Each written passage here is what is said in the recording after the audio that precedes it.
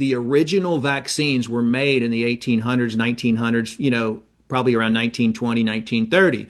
They took sheep or horses or lambs and they injected them with toxic pathogens, okay? Which I believe, and even looking back at the ancient history and even in the walls of the temples, that every single plague and every single pathogen that has affected us that's listed in the medical journals was man-made, okay?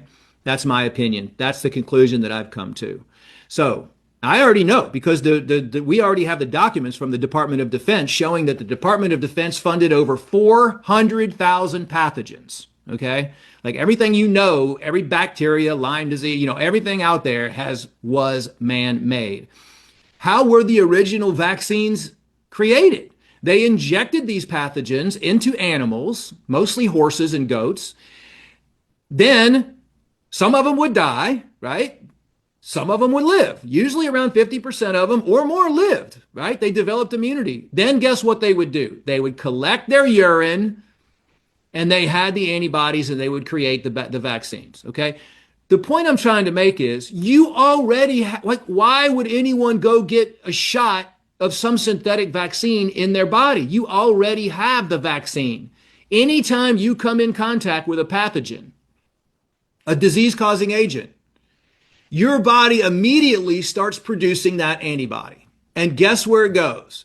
It goes out through your urine. So you're literally peeing out your antibiotic. You're peeing out your antivirals. You're peeing everything out, and you're running to a doctor and getting some sort of synthetic antibiotic or some sort of synthetic antiviral, which is causing damage to your liver and everything else, and not trusting in your own body's ability to fight off any type of pathogens, which it does through fever. By the way, my son once ran 106.4 temperature. It was only for about 10 seconds.